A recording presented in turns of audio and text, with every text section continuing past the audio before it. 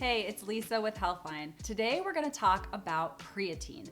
And if hearing about creatine makes you think of bodybuilding gym bros, you may want to think again.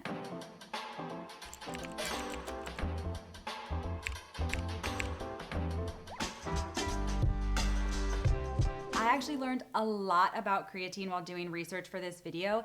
It is one of the most well-researched supplements out there, and taking creatine may have benefits for muscle strength and performance, help reduce your risk of injury, and even has some brain health benefits. Creatine is a compound that's found in our muscles, and it helps your muscles produce energy during high-intensity exercise. You can get creatine in your body in 3 ways. First, your body makes creatine with your liver, kidneys, and pancreas. Second, you can consume foods that contain creatine, like beef and chicken and fish and pork. And lastly, you can get creatine by supplementing in your diet. Now, I'm usually a get your nutrients from food first person, but in order to get enough to see true benefits, you're gonna wanna supplement with creatine in order to get all of those research-backed benefits. Eating it is not enough. Creatine is stored in our muscles, and our muscles use that to create ATP when we're putting our muscles under stress. So in a high-intensity exercise session or lifting a really heavy weight. Creatine has been shown to help reduce the amount of muscle breaking down,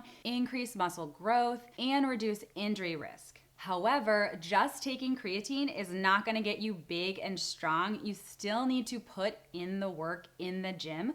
So you gotta do the exercise. You don't just get to take the supplement, but creatine has been shown to help improve muscle strength and performance.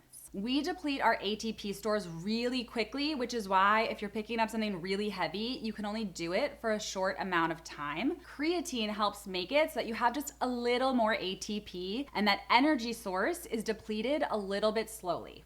Creatine may also help your brain. So there's research linking creatine to improved mood and lower risk of depression, as well as improved memory. On top of that, researchers think that creatine may play a beneficial role in certain neurological diseases like Parkinson's and Alzheimer's, and creatine supplementation may help you recover from traumatic brain injuries faster, like concussions. Researchers have also found that vegetarians and vegans who are likely consuming less creatine in their diet are more likely to benefit from creatine supplementation. Even though creatine comes from animal sources, creatine supplements are typically synthesized, which means they don't come from animals. So check your labels to be sure, but most of them would be considered vegan or vegetarian. With all those benefits, you may be wondering if creatine is safe to take or if there are any downsides. So some people report GI distress, some bloating, but we really don't see it in the research. As far as long-term negative effects, the research has reported there are basically none from creatine supplementation. You may gain a little bit of weight when you start taking creatine because as your muscles get to those optimal creatine levels,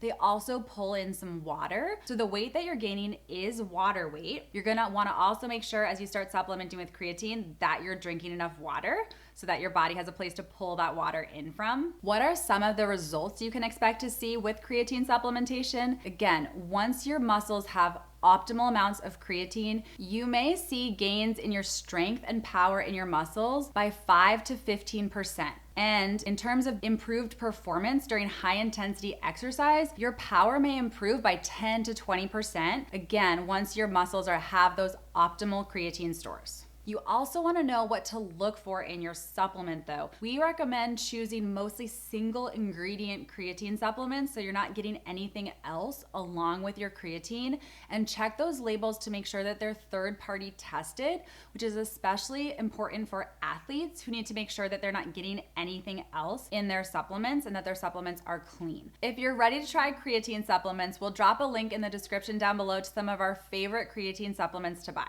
Supplementing with creatine has a lot of benefits for both your body and your brain, but taking it on its own won't give you results. You still have to put in the work. So if you're just starting to take creatine and you want to see results the fastest, what you're going to want to do is called a loading phase.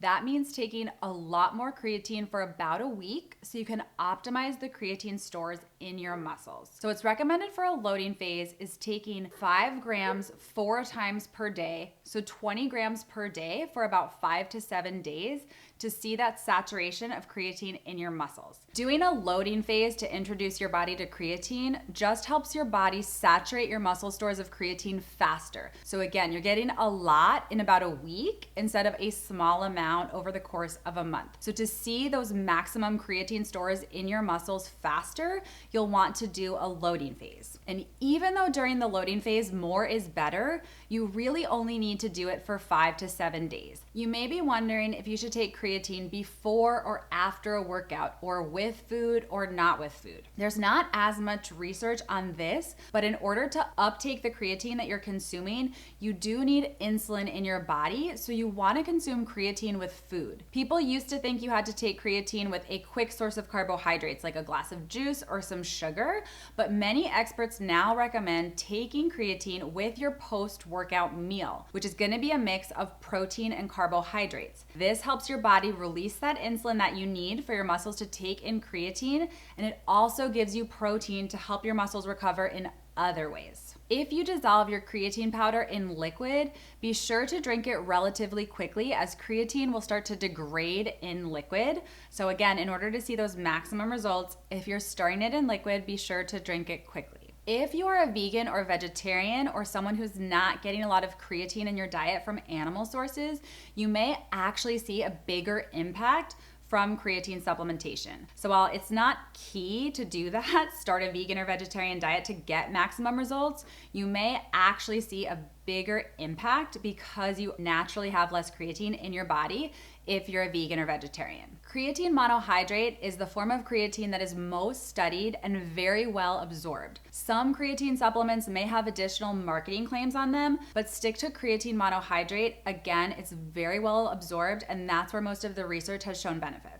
The type of exercise that you do is important, whether you're taking creatine or not, but in terms of your muscles' ability to store creatine, the type of exercise you're doing does not have an impact. If you're excited about taking creatine supplements now that you know all about how to take them for maximum results, check out the link down below to our article on what to look for in our supplements, including how to choose the best creatine supplements and get some of our favorite picks. In general, you want to make sure you're looking for a supplement that's just creatine monohydrate and is third-party tested, so you know what you're taking is safe. If you have other questions about creatine or what to eat if you're an athlete, let us know down in the comments below, and don't forget to like, subscribe, and hit that bell for more from me and Healthline.